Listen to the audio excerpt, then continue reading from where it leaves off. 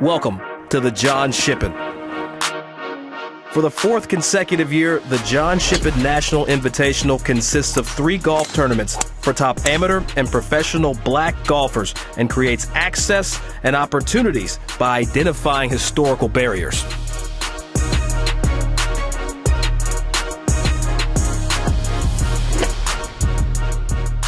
Winners of the 2 women's events receive exemptions into 3 LPGA tournaments, while the winner of the men's event earns a spot in the PGA Tour's Rocket Mortgage Classic.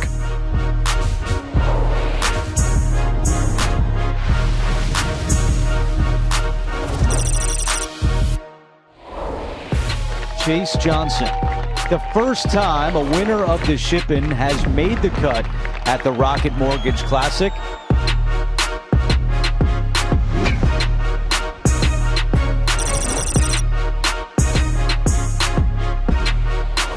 To win an event that puts me in an LPGA event, all the work that we've put in was finally paying off.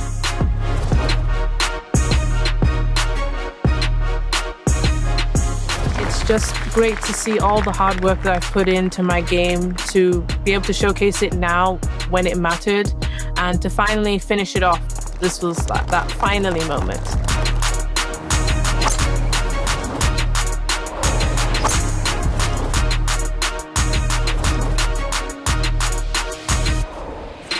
I think events like this really prepare our future students and future employees for the world that's in front of them.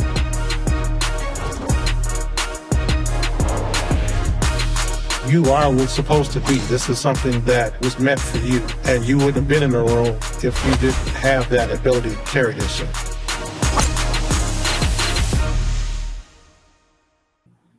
All right.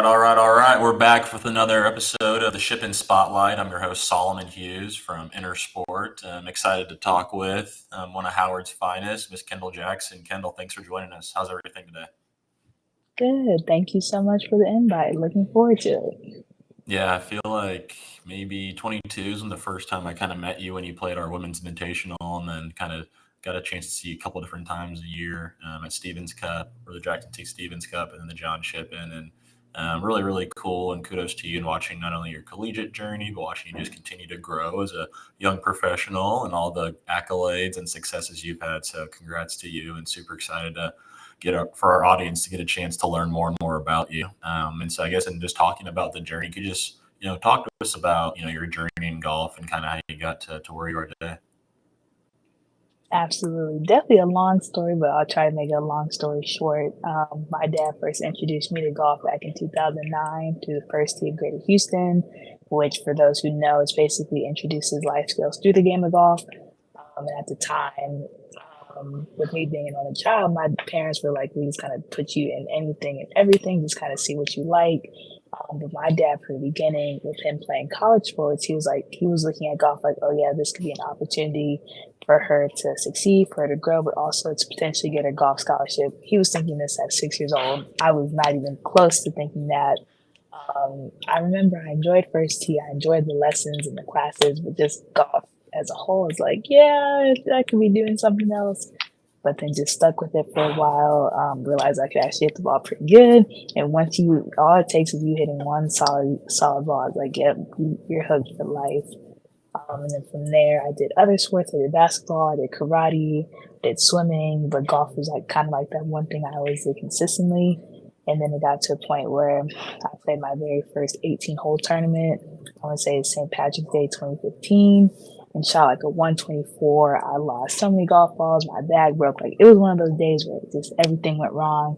And I was like, what am I doing? What are we doing? And my dad was like, and my parents were like, you know what? If we're going to do this, let's do this right. Let's try to see what tournaments we need to play. Because just like with all sports, you can practice and play all you want, but it's not the same as being in that real-time competition, playing in that tournament. And then by then I was about 12 or 13. So I was trying to get my footing, but still really didn't know what I was doing. And it wasn't until I got to high school and played golf for the first time as a team sport, that first time being a student athlete, like in high school, juggling classes, juggling workouts, juggling tournaments, which is especially playing it as an individual sport and then now playing as a team, knowing that if I have a good day or even if I have a bad day, it affects the team.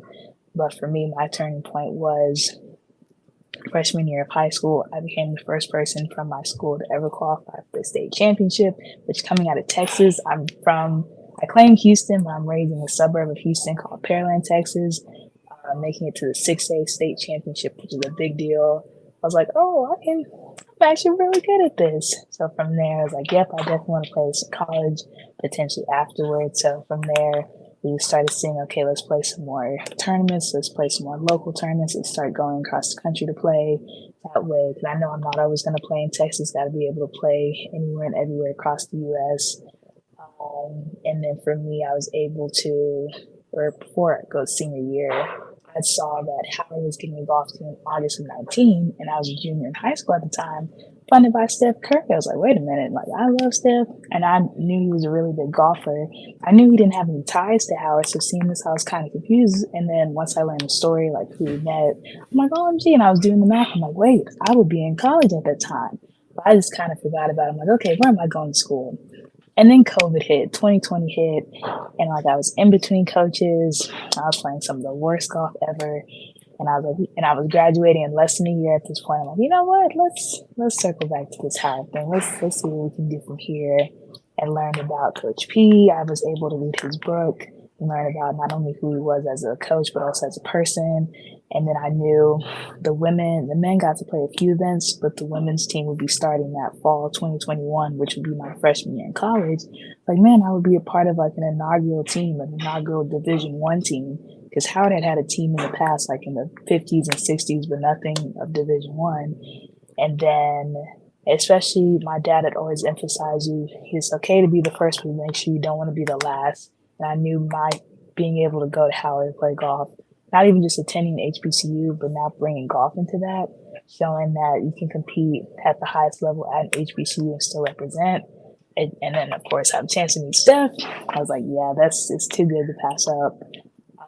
And then from there, I had committed that November, officially signed that February, and then was able to go back to state my senior year, which still to this day was like some of the most focused golf I've ever played.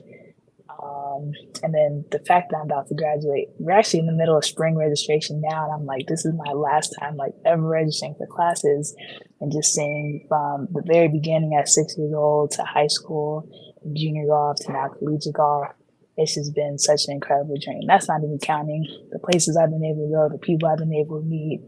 So, kind of long story short, it's been quite the journey, and I'm so excited to see what's next. That's awesome. A lot of good stuff there that, I pick up on. I know we only have so much time, so hopefully we can get to everything. But I think one of the first things that kind of stood out, golf, you said your dad had the vision for you to kind of get a scholarship to play college golf. And if you don't come, I'd say maybe from a background where maybe your parents or the people in your family play college golf, how to get there, the roadmap to get there, it can seem unknown and it can seem really daunting. And, we have people who are fans of the John Shippen who are just starting to get into golf for the first time, and their parents or maybe even themselves have some of the same visions that y'all had way back when. So how did y'all know, what events to play? How did you guys navigate, getting you to more high profile events? Like, was it the first tee that helped you guys advise that? Was there someone else? Just if you could just speak a little bit more about the education process, maybe for you, or even how your dad found that information to get you where you need to be. Because I feel like a lot of times people, it's just unknown. People know what they want to do, but they don't know how to get there. And so for y'all to do that is a major accomplishment. I'd love to hear more about how you guys figured that out. Absolutely. Just from a standpoint, definitely a lot of trial and error for sure. Especially, I didn't realize how many levels there is to junior golf, just like with all sports. Like there's just competing, but then there's competing locally, there's competing regionally, there's competing nationally. So for me, I would say before I was a teenager, I really wish I had done U.S. Kids. I didn't play my very first U.S. Kids event until literally 18 years old. So I feel like being able to play not only just first tee events, but events outside the first tee, I feel like that would have helped me to get just a lot more footing, just a lot more experience, because it's all about experience, in my opinion, when it comes to competing. But I feel like whenever it's like you're just starting out, the sooner you can get in tournaments, the better. Because tournaments to me will really decide, do I really want to play this sport, or is this just something I want to do as a hobbyist for fun? Which, I mean, in my opinion, golf, there's so many facets, there's so many sectors. It's not all about competing, but definitely, I would say before you become a teenager, you want to play at least a few tournaments. So if it's a beauty of being about Texas, golf is all year round. So there's different junior level golf, different junior level tournaments to play, rather if it's 9 holes, rather if it's 5 holes. So that's the biggest thing, is at least start getting your feet wet a little bit before 13. And then I would say after you become a teenager, right before high school, try to play more regional events. So rather if it's like a Texas Junior Am or a state Junior Am, any state events really helps match you up with some of the best players in the state, as well as anytime you can start doing USGA qualifying, which I actually qualified for the US Girls Junior. It was the summer after my senior year, which I was just on a run between like May 21 to like that whole summer. So being in those USGA environments are really big. I mean, you're playing with the best of the best people in the world, especially if you can play that while you're still a junior golfer. I think to me that's huge. So junior qualifier and then US Women's Am or US Am is really, really big, or even 4-ball.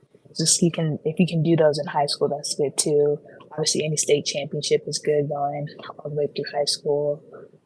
AJGA, which I know we talk a lot about in junior golf growing up. I didn't really play my first one until, honestly, now speaking out loud, I didn't play a lot of elite level tournaments until pretty much senior year of high school, which by then it's not too late, but it's also kind of a little, not necessarily early.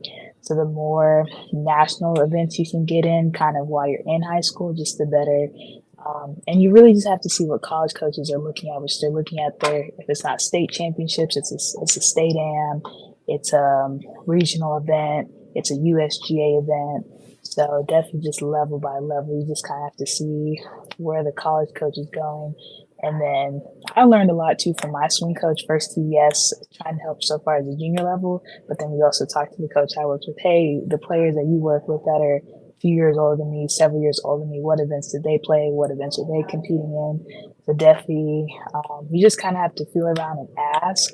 But definitely, any state events are always really good, and USGA events are good, and any AJGA events so far as at top level before you get to college. Yeah, and I'm sure you played, STPGA or other TGA events. Those are, for those of you who don't know, it's the Southern Texas PGA. They have a junior tour, and that's some of the local events Kendall's talking about, or maybe even the All-American Tour, part of the Texas Golf Association that Kendall's also kind of talking about. So your kind of local PGA section events for the juniors, or maybe even your local state events, which, every state here in the U.S. has a state association. If you just Google the name of your state, followed by association, you'll generally be able to find the website, see what they have from junior offerings, and even the local PGA professional section has near you. I think if you Google the PGA section near me, the region that you're in should pop up, and you can do some of the Googling that Kendall's talking about. And people with the pros at your local municipal golf course, public golf courses that can talk out there, can also be resources to kind of help your feet with at the junior level, and then talk about some of the progression Kendall's talking about and playing, your national events, your US junior, your AJA events. So really, really cool to have there, and awesome to hear your journey. I think a little bit, if you could talk to us about maybe the recruiting process for you. We've had people who are professional golfers, but no one who's a current college golfer, and so you're a little bit closer to the recruiting process than probably anyone else had on so far. Just talk to us a little bit about your recruiting process, getting to Howard. I know you talked about Coach P, Coach Rory, for those of you don't know. So just a little bit about recruiting and your experience there. Well, I would say it was very different considering I was being recruited pretty much during 2020. So I would say mine is very unique. The one thing I can definitely speak to in general as a whole, like I said, the more junior level events and more elite level events you can play, just the better. And just any school that you never say no, but just keep all your options open. For me, especially coming from Texas, I'm like, oh, I'm not going up north. And then here we are in DC where it gets cold in the wintertime, but just being able to be open to any and all opportunities. I feel like the biggest thing kids can do now while they're in high school is just send out that first interest, send out, hey, this is what events I'm playing in.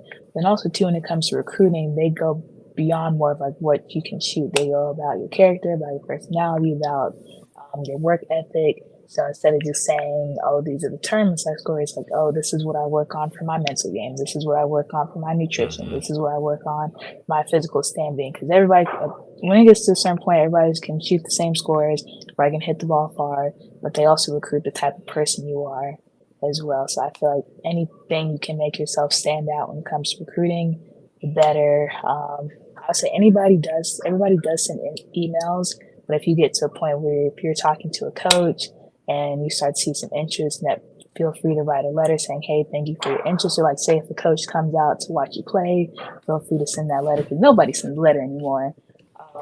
But that can definitely help you stand out in a way that most other people wouldn't. I say the biggest thing is that you do have to have the scores to back.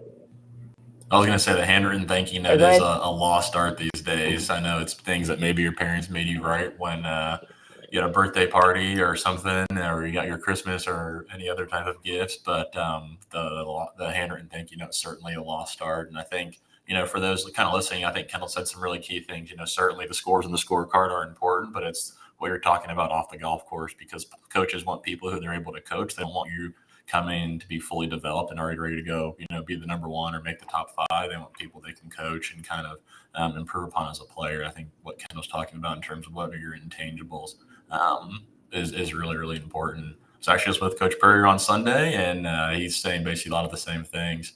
So excited about hearing about Howard. I thought you said some really cool things about, Steph's involvement and getting the program to where it is today. Just talk to us about your experience at Howard. What's it been like? Maybe not what's it been like, because I know you said it's been really positive, but maybe share your favorite memory playing Howard golf so far. Maybe one thing that was really impactful on your journey there playing for the Bison. Or what do y'all say? The real HU? I don't want to insult anyone from Hampton on here, but the real HU. Absolutely, I feel like there's so much. But I feel like the biggest thing for me was our Bison at the Beach event the summer after my freshman year.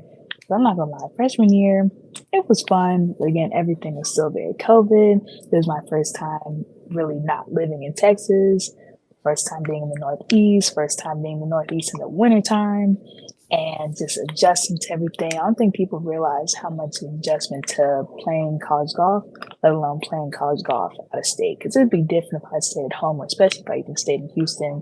But obviously my parents are still there. I call them every day to check in on them. But there are a lot of things I had to figure out for myself, had to adjust. And I felt like, especially since it was still a very new program we were building that freshman year, I'm like, man, I left one of the warmest cities in the U.S. for this. It's cold. It's freezing outside. And then just adjusting. I remember freshman year wasn't bad, but just score-wise, everything was just all over the place because I just was adjusting. But to me, whenever we went to the time, our Bison at the Beach, which is our annual fundraiser, we raised pretty much that's our biggest event to raise money for the program. It was at Pebble Beach my first 2 years, and then it was actually locally here in Rockville, Maryland. For that first year, just being able to see all the donors, all the sponsors, all the admin, especially a lot of the time the program is still very new, so people are still kind of figuring out like who's on the golf team, like they see us, but then being able to talk with us individually. And that was my first time meeting Steph. And this was like less than 2 weeks after he won the 2022 NBA Finals. He could have been literally anywhere in the world, and the fact that he chose to be there with us, and not even be there, but bring his MVP Finals trophy, which still to this day, I still can't believe I held this trophy, and then just got to talk to him, because I know he's probably like seen me on paper, but for me to actually speak to him and talk with him. And he has just been such a blessing to our program, because anybody could have just donated money, gone about their business, but the fact that he's truly dedicated to the program, truly truly motivated to see how we're doing, whether if it's with golf, outside of golf, checks in with us to see. I mean, that's actually why I got on his like, now go ahead and represent. But it's just really shown me how you don't have to wait to give back, but then also to how you treat people, how you talk to people is really so important, because anytime we see him, whether if it's at a basketball game, whether if it's at one of our events, he's the type of person, he'll make sure he talks to everybody in the room. before he leaves, which as busy as he is, I know he has a lot going on, just really truly being intentional with people. And to me, seeing someone like him being able to donate to our program, being able to make sure we have the resources, everything we need to be as successful as we can in and outside of golf, seeing that in real time. If you hear so much about him, you see all the stuff, you see all the hype, but to be able to actually hear and see and talk to him, to me, that freshman year was like, wow, this is truly amazing.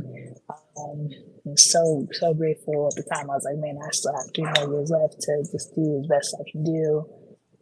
So to me, is like as much as I played, as many memories that I had and will continue to have this last semester, to me, that first bison at the beach will always be probably my most favorite for sure. That's awesome. So I saw you the other week in Oklahoma City, the Jackson T. Stevens Cup, and I think you wrapped up your fall season. Some of you guys did here at the Southwest Collegiate event there at Cedar Crest Golf Course. How was the fall season? Talk to us about that, and what are you guys looking forward to this spring? It was extremely busy. Oh my goodness. Between September 22nd and October 22nd, I had 5 tournaments in the span of a month, which is a lot. I mean, especially the fall season to me is so busy, so jam-packed. And then just the fall season, in my opinion, is just a busier semester than the spring. But as a whole, it's just gone to a test. We've been able to, like, my freshman year fall versus now, completely different. The competitions we're playing, the courses that we're playing, the places we're getting able to travel, it's truly a testament just how much we're growing and how much we're building. In the Stevens Cup, which I've been fortunate enough to play in, which I didn't even realize I played in every single year since my freshman year, playing an event like that where most of the time HBC teams are just kind of looked as kind of less than, where it's like, oh, they're here, but they're not going to do that well. The fact that I was able to finish for the first time, not 3rd from the bottom or 5th from the bottom, and then even Marcus Smith Jr., who he finished, I want to say either, if not top 10, definitely top 15, just showing that we can compete with some of the best schools, the best of the best programs. And I would say, just as a whole, other than the fall being really busy, we actually had 12 girls on the team, so we've gotten to a point now where the same 5 are not traveling each and every week. It's pretty much anybody who's ready to compete, anybody who's ready to grind it out. And so because we did Missouri's event, which was fun. We played the Folds of Honor event, which was new. The guys got to play it last year, so it was fun for the ladies being able to play it. Oh, and then we had so many events on the Golf Channel as well, including Southwest. That was my 4th time on the Golf Channel this semester. Usually Golf Channel, you maybe get it once or twice every other semester. So the fact that it was 4 in one season was really special. Anytime you can get coverage, anytime you get exposure, that's always great. And just as a whole, especially since I'll be leaving soon, for the new girls to be able to see this is what it's like playing a high-level competitive schedule. As soon as you come back, you're getting ready to travel the next week. So just making sure you're staying on top of your stuff, being able to make sure you manage everything.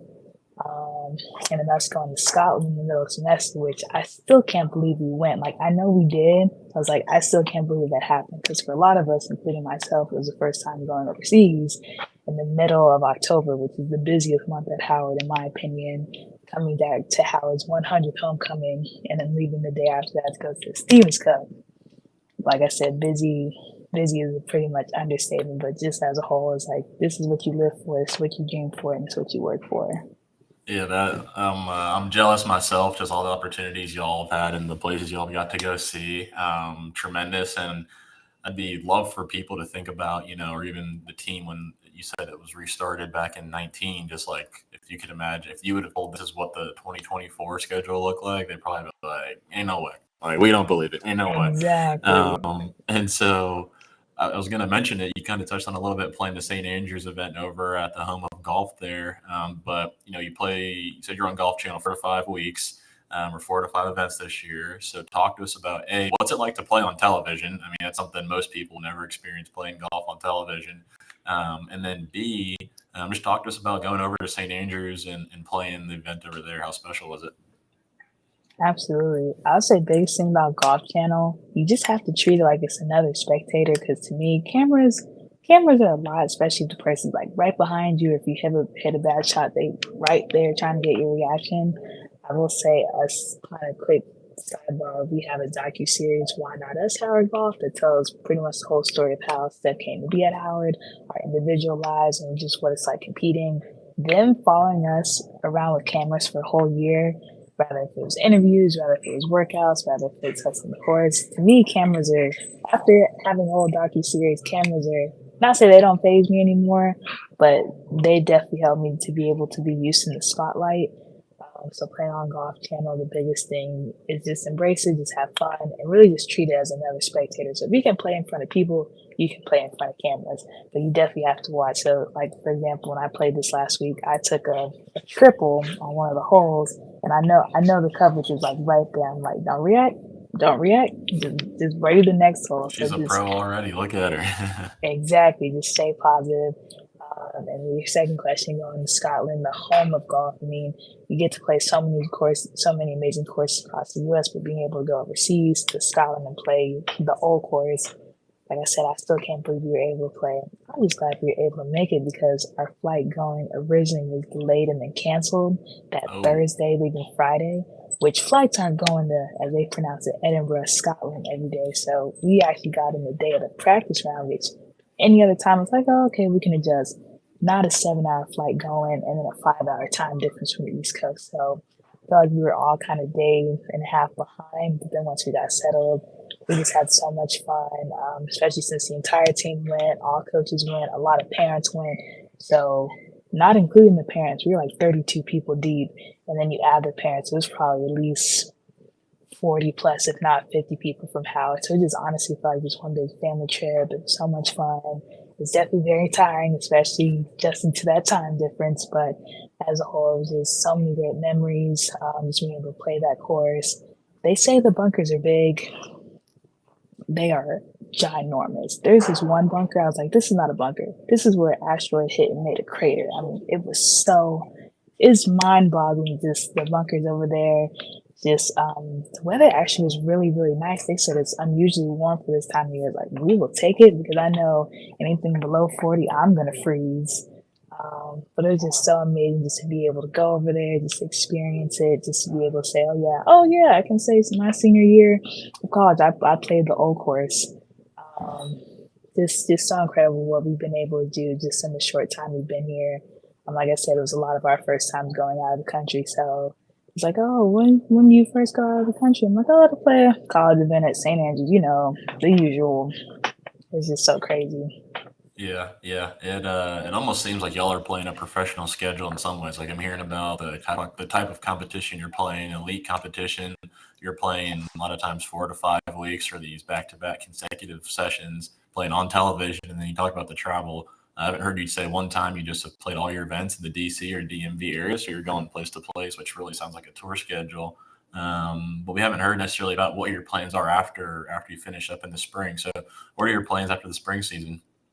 Yes, I graduate May 10th and hopefully turn professional May 11th pretty much. So definitely just trying to build now. So far as getting sponsored, so far as obviously just finishing out this college season. I think the biggest thing now is just trying to assemble a team, like whether it's like, okay, what course am I going to be practicing at, what trainers I'm going to be working with, because everybody that I'm using now collegiate-wise, I'm going to have to build and surround on my own, which right now is a little stressful because like I don't know what adulting is like. I've been a kid my entire life, and now after I graduate, it's gonna be like no more school, no more this, but at the same time, just having my parents help me a lot. We've been on a lot of Zoom calls the past few weeks, just trying to build a team. And then, like I said, playing event, just being at Howard is just so special because I'm able to either make connections either with alumni, and then Coach per year as well. He's trying to help on my behalf, which we'll probably do a little bit more this upcoming spring because we're trying to focus on like just finishing out this fall season strong. But he's been able to help connect. And hopefully Steph too. I mean, I know he has a junior golf tour, but right now with Curry Brand, he only has himself, his brother, another NBA player, and then 2 college players, but no golfers. So go ahead and speak it into existence and be the first golfer to sign with Curry Brand. That would be amazing. That would truly be special. But we'll see. But just doing the best I can now. As Coach said as well, love who's loving you. So hopefully the goal is to continue with Callaway with Under Armour with Curry Brand since we're already here with Howard. and then to see where it goes. And then so far as competing, definitely just finished out this collegiate season strong. Only other USGA events I can probably qualify for would be the US Open, which I was able to qualify for the US Exam this past August, which was so much fun. Ooh, that course was so hard though. Tulsa, Southern Hills, oh my goodness. Ooh, that course. I would definitely play it again, but that course was so hard. But again, just getting that exposure, being able to say, oh yeah, I qualified for the US Girls Junior US Exam. And then just try to continue this momentum on Epson, try to hopefully bypass stage one of Q school by doing well on Epson, and hopefully the goal by 2026, full status on the LPGA Tour. Definitely. You said a lot of good things there and things even I'm curious about. I think just when it comes to turning professional. So if you could, talk to us a little bit more about, you said build a team. Like, how do you build a team? And maybe I said, so you're looking for a place to practice. You're looking for some different coaches. It seems like maybe some coaches to help you physically with your swing, your putting, etc. And then even some mental coaches or physios to help you, with recovery off the golf course. But just talk to us a little bit more about building a team and how do you go about doing that? Because I'm sure they don't hand you a piece of paper and say, you follow steps 1 through 10, you'll have your team. Talk to us about how you get there.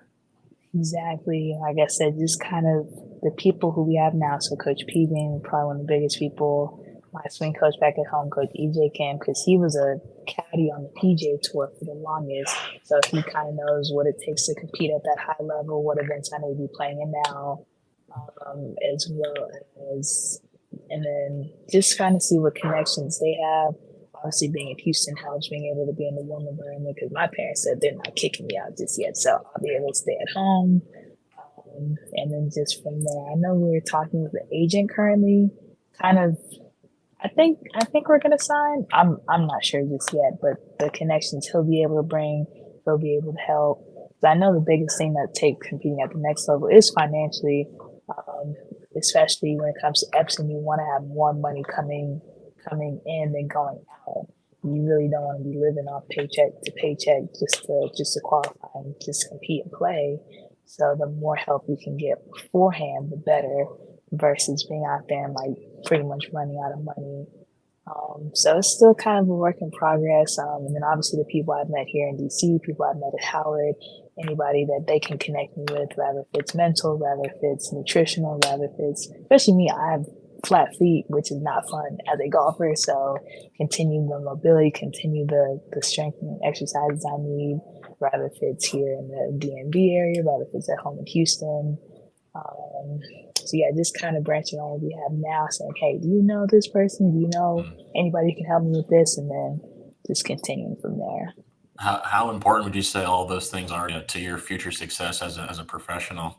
Like, just if you could, because I think I say that because some people may not have different levels of familiarity about what it takes to get to the professional level and maintain to get to where you're trying to go to. So maybe just talk a little bit more about some of those hurdles, some of those barriers, and just how critical they are for you to have those in order for you to be successful. I think the biggest thing now for us, we want to try to have as much set in place before I graduate versus, okay, I've graduated, now let's start building a team. Not say it's too late, but it'll be not ideal. So trying to have as much stuff set in place now so that way it'll be a much smoother transition. Because I know once I graduate, honestly, once it just becomes May, it'll probably be chaotic for a while. So I think the biggest thing we can do is just build those connections, establish those connections. Really important about following up with people, because there's some people like, oh yeah, I would love to help you out, I'd love to help and support, and then you never follow up. So just being like, oh yeah, you remember whenever, or not necessarily go asking for something, but just like check. So say if I was talking to someone or someone talked to me, if I got the information, I was like, hey, how are you doing? Just checking in, how's life been? And then from there, oh, I just wanted to follow up. Was there any way I could help? Was there any way that you could help me? So just kind of having those follow-ups now, especially before it becomes the holiday season. I think the biggest thing too is just and then really just trying to focus on playing well. I know the better I play, that just always helps. Obviously, anytime you win, that always helps. So the biggest thing I can do is just focus on just trying to be the best golfer I can be, focus on posting the best scores and knowing the better I play, the more opportunities will come. But the people that we do have connections with, the people that we have established, making sure I'm just continue to keep them abreast, continue to keep them updated. So I feel like that's the biggest thing too. Sometimes we'll meet a lot of people, we'll have people that want to support, and then either you don't get their phone number, you don't follow up, and then it's like, oh, not say it's lost, but it's a lot harder to reconnect versus if it's someone you check in on a regular check-in. And then also making sure it's not just I'm using them for something I need. Just ask them, hey, is there anything I can do to help? Anything that you need from me? So that way it's a relationship and not just, oh, I need something from you. Definitely, and I think what you're getting at is you really just almost sum it up in like stability. You want to try to have these things set in place, but you're talking about the importance of having a place to go practice, working on with your team to make sure you've got some resources financially so you can go ahead and play events and do what you need to do from a nutrition, a coaching, a tournament, et cetera, travel, et cetera, so you can play your events. And you're talking about, just making sure you have the right people there to continue to advise you, both on and off the golf course. And I think you're really want to have these things set in place so you can be stable, have a stable environment, so you can really play the best that you can possibly play and just focus on the golf. And not everyone has those opportunities. A lot of players, players playing John Shippen Black golfers are working off the golf course and jobs that don't involve playing golf so that they can do some of these things, or they're all over the place trying to get these opportunities. What I guess I'm hearing from you is, you're looking to put these different buckets in place, access to coaching, access to playing opportunities, access to sponsorship and resources, access to practice facilities, and you're looking to have these things in place that way because they're critical to everyone's success. I think you'd say people that have those things, and those are what you need to be successful at the right level. Is that kind of what you're saying? Am I hitting on that, right? And how critical those are to your success? Absolutely. So we want to talk a little bit more about, the John Shippen, and, we're here in Shippen Spotlight. That's where we got a chance to know you. Talk to us about the John Shippen. How's your experience been, and just how important is the event to you? Yes, I remember, it was 22, so summer after my freshman year. It's the first time I played the event. It was just an absolute blast. I remember, first of all, I think it was only my second time playing in Michigan, especially coming from Texas. The grass is a lot different up north than it is down south. So being able to play on a type of golf course like that, just the golf course itself is really amazing. My caddy was great. And then even when I played this year, I actually had my caddy's younger brother. So it was really, really cool and special. But just that event, the fact that y'all were able to, I wasn't able to be a part of it, but the purse that y'all had this year versus I think the first time I played it, y'all didn't have it. So just to show how much y'all are growing, how much y'all are trying to do for those aspiring professionals, as well as the exemptions y'all get too. I know, especially for the ladies, it's the Dow as well as the Meyer Classic.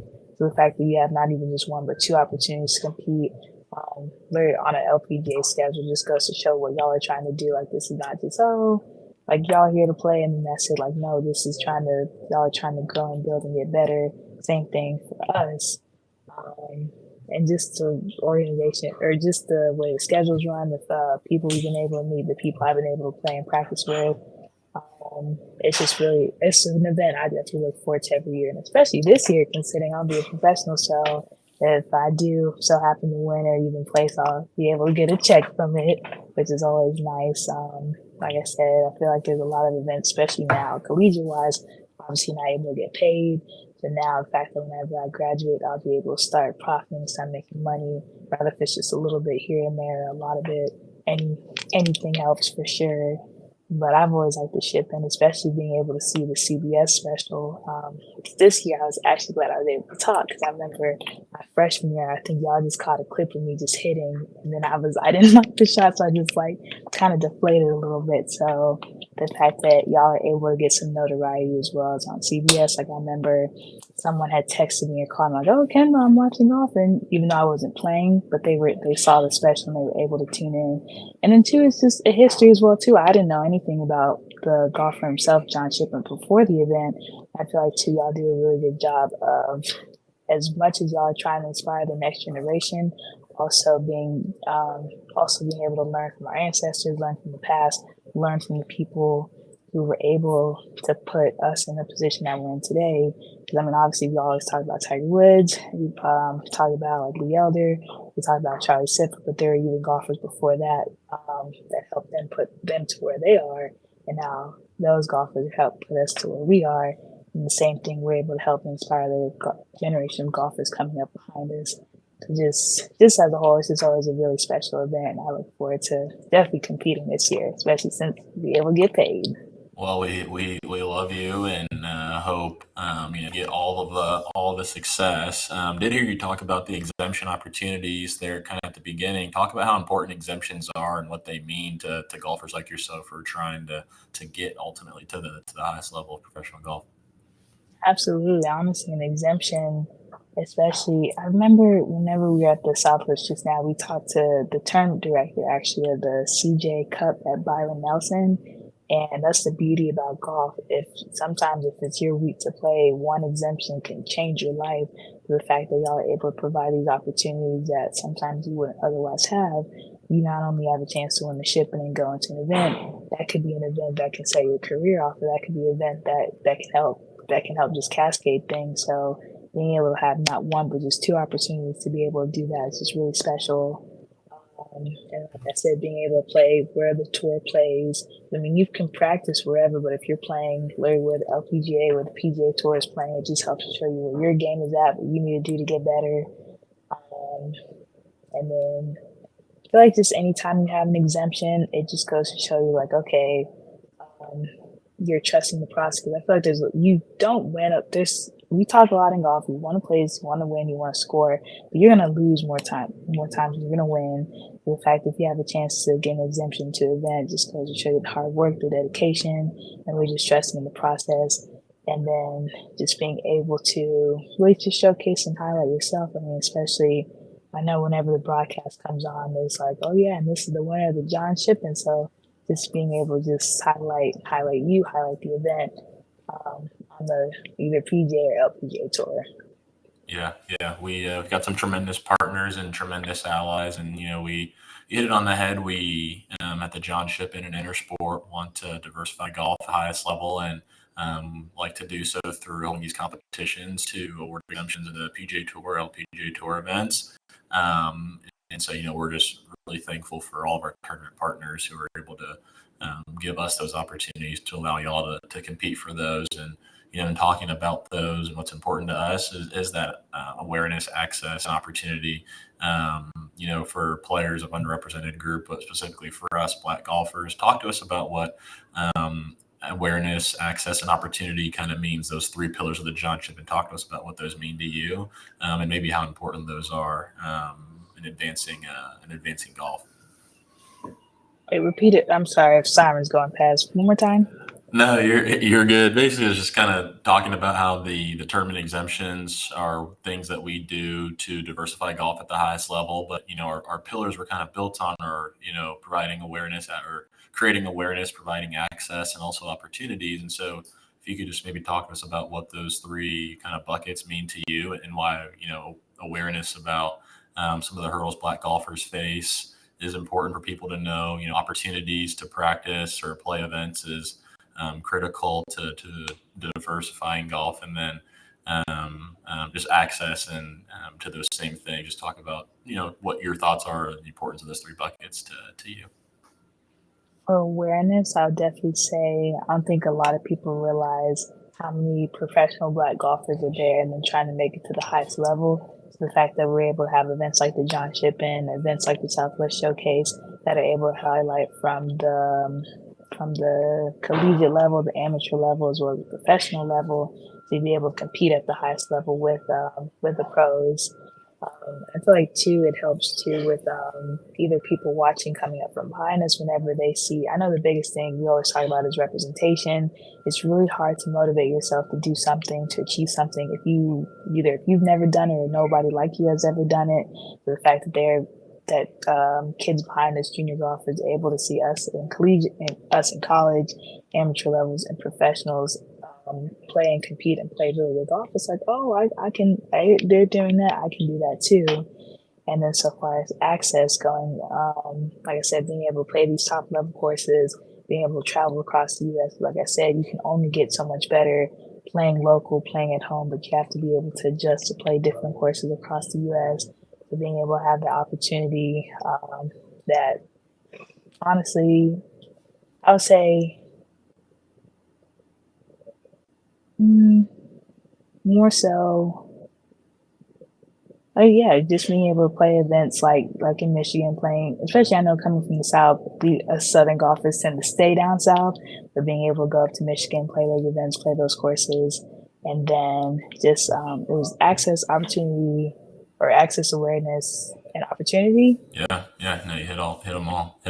Well, I know we've got stir fry for you coming up soon for lunch, and want to get you out of here. But before doing so, you're such an accomplished player with such a bright future ahead, and I think people might watch this and I know people will watch this and be, I want to be like Kendall, or how do I get to be like Kendall? Just what advice would you have for whether it's juniors or people who aren't even in golf and want to get involved, or just any advice in general would you have to offer? The biggest thing is stay patient, especially with golf being such a result-oriented sport. You really have to trust in your routine, in your process, and know you may not get it the first time, or the second time, or the fifth time, or the 20th time, or the 100th time. But just being able to continue to persevere, continue to work hard, as long as you're doing the things you need to do in the gym, on the course. I mean, for me right now in the classroom, physically, mentally, emotionally, if you're doing the things you're doing right, it will come. The results will come. The scores will come. The wins will come. You really just truly have to be patient and really truly celebrate the small wins. I feel like one thing I did a terrible job of last spring season, I was looking at my tournaments. It's either if I won, it was a success, and if I didn't, it was a loss or it was a failure. Which, like I said, you're gonna win a lot less or lose a lot more in golf than you will win. But knowing, hey, just because I didn't win, what did I learn today? Because if you're learning something from every time you play and compete, that's how you get better. That's how you grow. So yeah, we really just have to. And then honestly, the more pressure, specifically going to a practice standpoint, we always talk about in terms of having those pressure situations, having those pressure moments. But if you're never simulating that in practice, you never know what it's going to be like to do that at a tournament. So I know for me, whenever it comes to especially for putting, it's like, oh, I can't leave practice until I make a certain amount of this, or I can't do this until I made this. You always have to have some type of reward or some type of, my coach said, some type of punishment. So say if I don't get up and down, I have to do this many push-ups, or I have to have this, something to where you don't want to lose, or something where I have to win, I want to win. Because especially going back to this weekend, I had several chips where I did not get up and down, and that was the difference of my 1 under being 3 or 4 or 5 under. So knowing, and specifically that final round, I had a lot of shots the first 2 rounds I were fine, and then once that pressure came on the last round, I was like, ooh, yep, we see we need a little bit more work on here. And the biggest thing, really just embrace the moment, have fun, really just enjoy and be present as possible. I feel like in golf, in life too, but in golf, we're always trying to work for the next thing. Okay, I got this. What's the next thing? Okay, I got this. What's the next thing? But really celebrating those wins, celebrating the small achievements, and just being truly present as much as you can. Howard's finest, everyone. Kendall Jackson. Really appreciate it, Kendall. Good luck in the spring, and good luck with everything in the future. We'll have to talk soon, and all the best. Absolutely. Thank you so much.